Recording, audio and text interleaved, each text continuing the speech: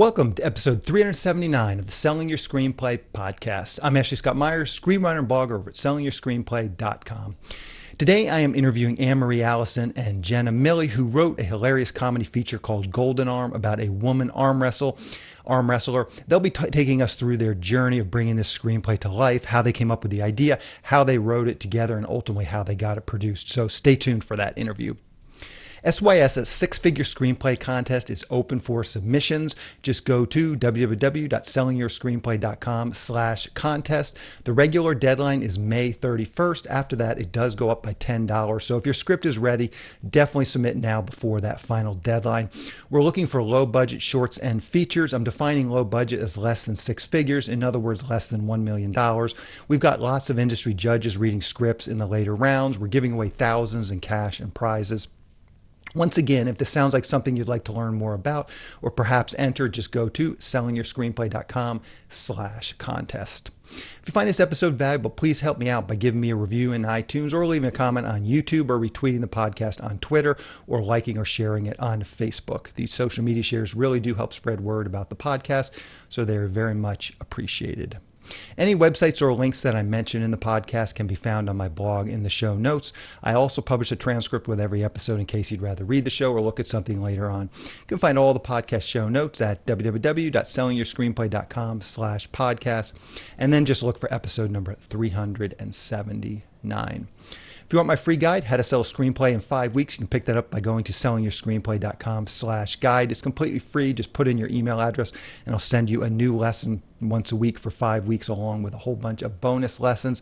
I teach the whole process of how to sell your screenplay in that guide. I teach you how to write a professional logline and career letter and how to find agents, managers, and producers who are looking for material. Really is everything you need to know to sell your screenplay. Just go to sellingyourscreenplay.com/guide. So now let's get into the main segment. Today I'm interviewing screenwriters Mary Allison and Jenna Milley. Here is the interview. Welcome, Anne-Marie and Jenna, to the Selling Your Screenplay podcast. I really appreciate you coming on the show with me today. Thank you. Thanks for having us. So to start out, maybe you can tell us a little bit about your background. And Anne-Marie, why don't you go first, and then Jenna, you can follow it up. And just a quick couple minutes kind of just to get to know you guys a little bit. Where did you come from, and how did you get into the entertainment business? Well, I actually live right outside of Washington, D.C. in Silver Spring, Maryland. And I really only got into the entertainment business because Jenna and I went to college together, and we always did so many fun, like, crazy shenanigans when we were at the University of Georgia in Athens. And we both graduated. She was a journalism major. I was in psychology. And I went to graduate school for psych, and Jenna went to graduate school for film.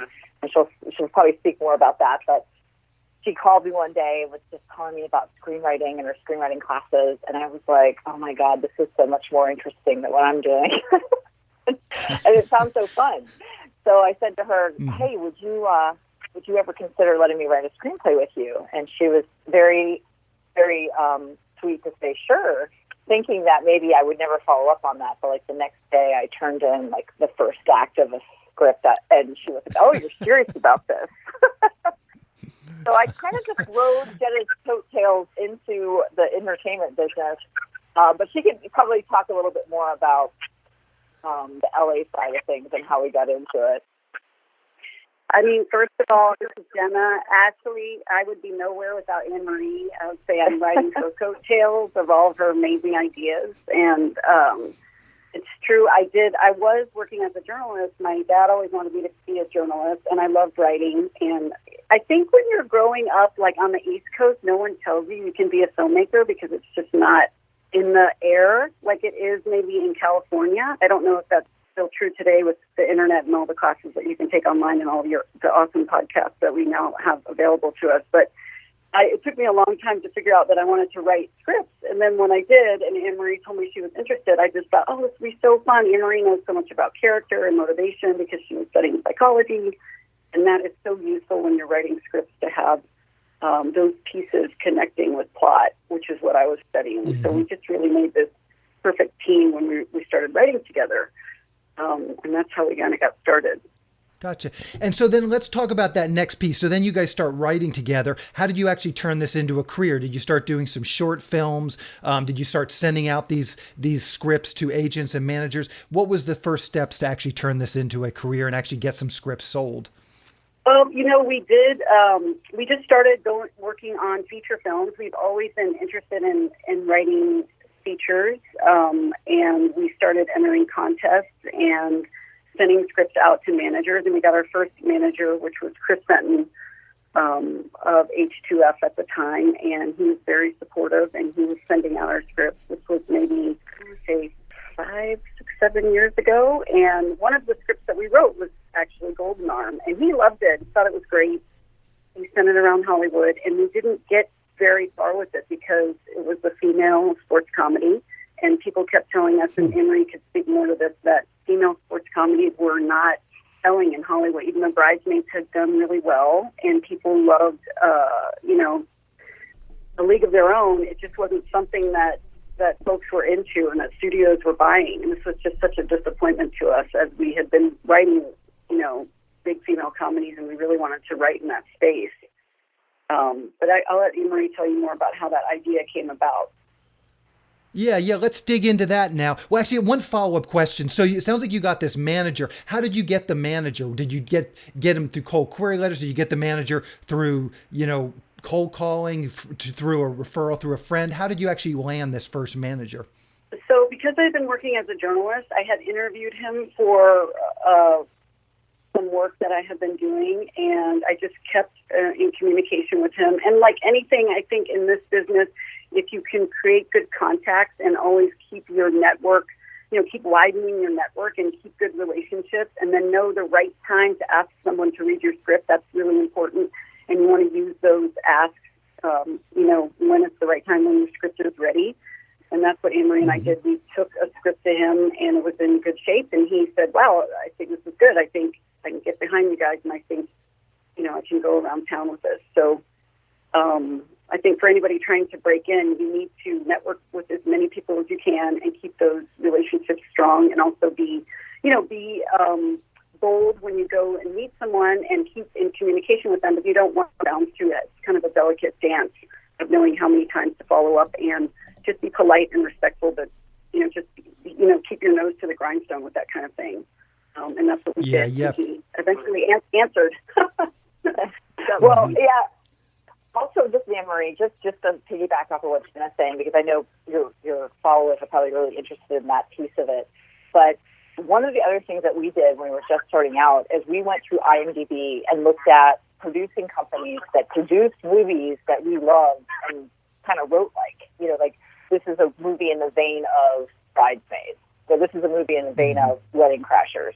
And so we would go through IMDb and kind of scour through that and find producing companies and find producers' names and try to make connections. I mean, we were doing a lot of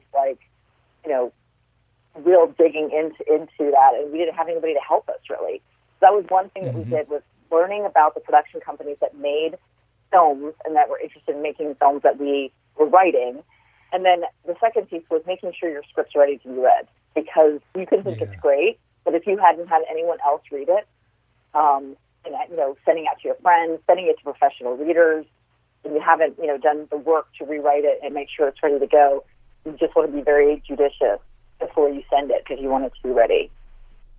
Yeah, for sure. That's excellent advice. I'm curious. So as you were going through IMDb Pro and sort of creating your own database of people to submit to, did this ever result in any successes? Did you have some success? Did you start to network and actually get in with some producers using this method? Yeah, I mean, we did have like CE meetings, which is the creative exec.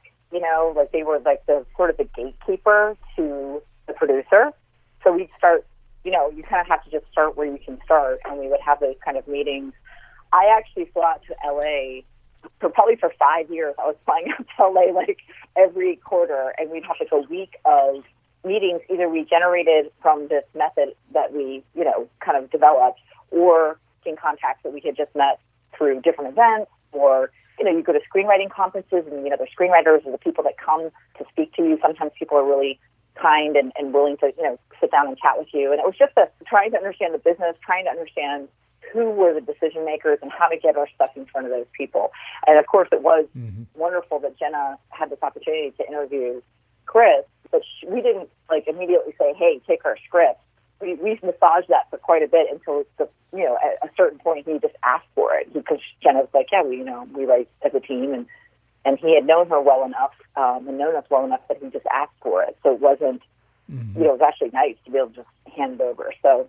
And just to go, I would just want to add to something Emery said that was so great, which is about the networking process and doing all those meetings. And it may feel like laborious to have to go to all these meetings, but you just never know. You never know if you're meeting an assistant one day and that person is going to be running a studio the next day. We had a meeting very early in our career with the creative exec, who is now an agent at our company and who just set us up for a job a couple months ago. But we met him, it was one of our first meetings. It was 8 years ago. We met him in this tiny office. I don't even think he had an office. I think he was meeting us in the room with the copy machine. And he was so cute and nice. And he read our script. And I think, Ashley, at this point, at the early start of your career, what you really want to get is reads. You want people to read you, and even if they don't buy your script, at least they read you, and if they say they like you and they want to meet you and have a general meeting, then you are building a relationship with that person, and they'll remember you. They'll remember you the next time you have a job opening. They'll say, "Oh, I read these two gals. I read their script, and maybe it's time to call them back to this other assignment." So you want to build the reads that you get and the meetings that you get, and then when that person moves on in Hollywood and you're, hopefully still around, they'll say, "Oh, wow, they're still writing. They're still here.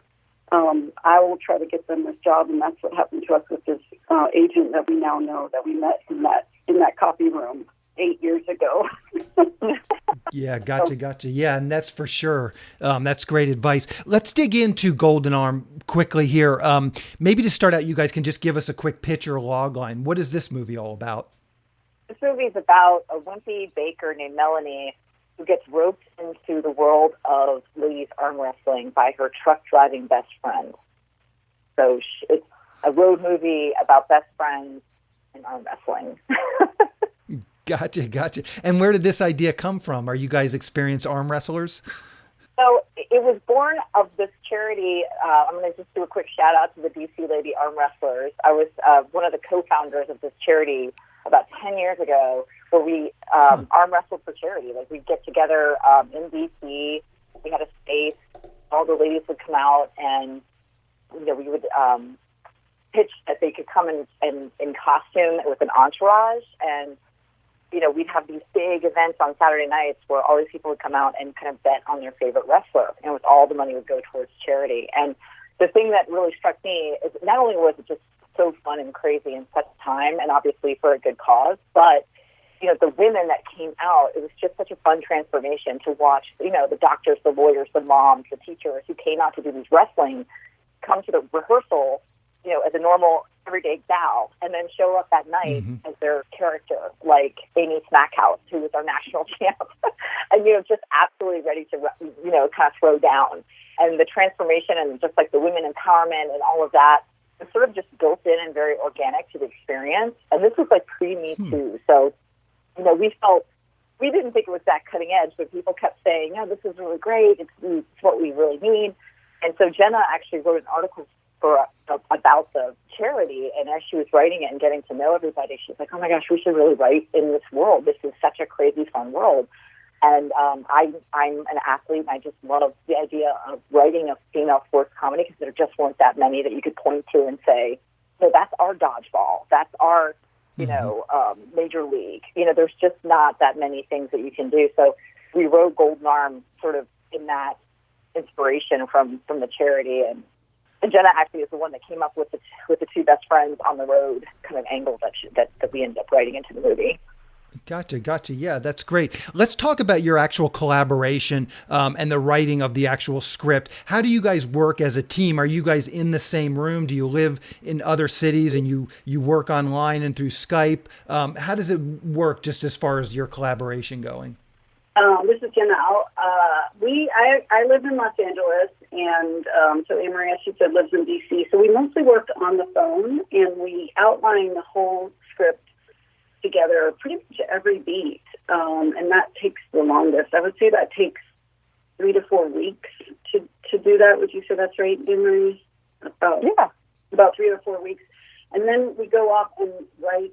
One of us will write the first half, and then the other one will sort of be on call during that time. Like if you get stuck in the writing, the other person will be available to help through a scene because, when you get into the pages, there's always something different happening that's not in the outline. And then once the first person who's writing gets halfway through, they'll turn it over to the other person, and then that person will just read the beginning, we'll do a note session, and then complete the second half. So really, by the time we get to the end of the first draft, it's really been revised multiple times. I would say almost 3 or 4 times by the time we get to our first draft. Then we go back over it again. We'll send it back to the first person, and the whole thing takes maybe 6 to 8 weeks to have a draft that a producer would look at. We also have a reader that works for us that gives us notes, because it's always good to have a third person go, "Hey, look at this," or "Hey, what do you think about that?" Who is this third person? I'm curious. There's lots of folks on the internet that give notes, that do studio notes. So, just a producer's note giver that you can hire on the internet. So we just use different services that. I got you. I mean, even Austin Film Festival has their own services that you can call up and use. So we just sometimes run our notes through people and see, what do they think? What does this person think? We can get different ideas. Gotcha. And something like this, how do you guys approach screenplay structure, genre requirements? You guys are taking the angle, this is a comedy. There's sort of genre requirements. You need a big laugh every 10 pages. I'm just curious, how do you guys kind of approach just structure and these sorts of genre requirements? Is it more organic, or do you try and really outline that stuff as you're doing this outline? I think we're more organic about it. I will say, like, Jenna and I feel like our brand is action comedies with strong female leads. That's what we go in and pitch. And I do think it's important when you're first starting out to kind of figure out what your brand is or what your voice is. It's like sort of that question people ask of you. But it's when you're doing like, I'm doing a dramedy, and I'm doing a comedy, and I'm doing a series, and I'm doing a feature film, I feel like people look at you as though you can't focus. That's the feeling that we got when we first, I think, started out. Mm-hmm. And so as we started to really understand, what does write what you know really mean, and what, like people say, write what you know, or write what you want to see. Like, what does that mean for us? We did find that it was sort of in this box of, funny ladies doing funny things. There's definitely always a plot. We're not, there's a lot of focus around goal and character and a fun plot that gives good stakes. Like, so, that's for us. I mean, there's people out there, though, that are amazing drama writers or amazing indie, or ensemble writers. We tried to write an ensemble comedy. It was really hard, so, but in terms of, like, writing comedy into the script, one of the things we have learned over the years is to not get too hung up on the jokes that you come up with, because eventually everything kind of gets rewritten. And if you're too precious about these, things that really made you laugh in the beginning, it can kind of take the story in a direction that's not best, So I think, I don't know, Jenna, do you think that's a good sort of explanation of how we approach the structure? Oh, yeah, I think so. I think it's so hard to not write to the joke. And we always try to write to conflict comes out of character. So once you have that working, then the jokes can always change. We're also going to, once you sell to a studio, they're going to come in with their notes, and their notes are most likely going to change the situation. The situation is going to change the jokes. You have to know going in that the jokes will probably change. Yeah. How can people see Golden Arm? Do you know what the release schedule is going to be like? We do. It's going to be released on VOD and in select theaters on April 30th. April 30th. Perfect. Perfect. And what's the best way for people to keep up with what you're doing? Twitter, Facebook, a blog, anything you're comfortable sharing, I will round up for the show notes. Yeah, I was going to say Instagram. Golden Arm Movie is basically on every platform as Golden Arm Movie, like all one word. Okay. You can find Golden Arm Movie on Twitter, TikTok, Instagram, Facebook. There's a website. And then my personal Instagram is The Real Anne Marie Allison, which is REEL. And then, Jenna, you feel free to jump in. Yeah, mine is Jenna, JENNAMILLY. And feel free to follow us and Golden Arm Movie. We'll help keep you up with everything. Okay, well, perfect. Well, I really appreciate you guys taking some time out to come and talk with me. Good luck with this film and good luck with all your future films as well. Thank you. Thank you, Ashley. Thanks so much for your time. We really appreciate it. Hey, no problem. Thank you. We'll talk to you guys later. Okay, bye-bye. Bye. Bye. A quick plug for the SYS Screenwriting Analysis Service. It's a really economical way to get a high-quality professional evaluation on your screenplay. When you buy our 3-pack, you get evaluations at just $67 per script for feature films and just $55 for teleplays. All the readers have professional experience reading for studios, production companies, contests, and agencies. You can read a short bio on each reader on our website, and you can pick the reader who you think is the best fit for your script. Turnaround time is usually just a few days, but rarely more than a week. The readers will evaluate your script on 6 key factors: concept, character, structure, marketability, tone, and overall craft, which includes formatting, spelling, and grammar. Every script will get a grade of pass, consider, or recommend, which should help you roughly understand where your script might rank if you were to submit it to a production company or agency. We can provide an analysis on features or television scripts. We also do proofreading without any analysis. We will also look at a treatment or outline and give you the same analysis on it. So if you're looking to vet some of your project ideas, this is a great way to do it. We will also write your logline and synopsis for you. You can add this logline and synopsis writing service to an analysis, or you can simply purchase this service as a standalone product. As a bonus, if your screenplay gets a recommend or a consider from one of our readers, you get to list the screenplay in the SYS Select database, which is a database for producers to find screenplays and a big part of our SYS Select program. Producers are in the database searching for material on a daily basis, so it's another great way to get your material in front of them. As a further bonus, if your script gets a recommend from one of our readers, your screenplay will get included in our monthly Best Of newsletter. Each month we send out a newsletter that highlights the best screenplays that have come through our script analysis service. This is monthly newsletter that goes out to our list of over 400 producers who are actively looking for material. So again, this is another great way to get your material out there. So if you want a professional evaluation of your screenplay at a very reasonable price, check out www.sellingyourscreenplay.com/consultants. Again, that's sellingyourscreenplay.com/consultants. On the next episode of the podcast, I'm going to be interviewing writer-director Carey Mondragon, who just wrote and directed his first feature film, an adventure romance called Tiger Tiger. He comes on next week to tell us how he got this script produced. Again, it's another great story of a guy just writing something and just making things happen for himself. So keep an eye out for that episode next week. That's the show. Thank you for listening.